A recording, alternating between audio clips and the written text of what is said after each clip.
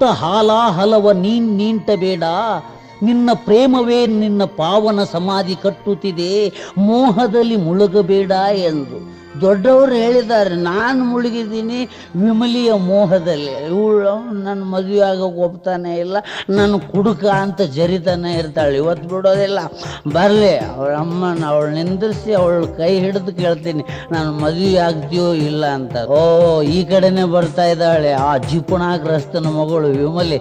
ಬರಲಿ, ಸ್ವಲ್ಪ ಮರಿಯಾಗಿ ನಿಂದಿರ್ತೀನಿ, ಬಂದ ತಕ್ಷಣ ಹಿಡಿದು ಕೇಳ್ತೀನಿ, ನಾನು ಮದುವೆ ಆಗ್ತೀಯೋ ಇಲ್ಲ. ಹಾಡೊಂದು ಹಾಡಬೇಕು, ಅದು ಚಿರಕಾಲ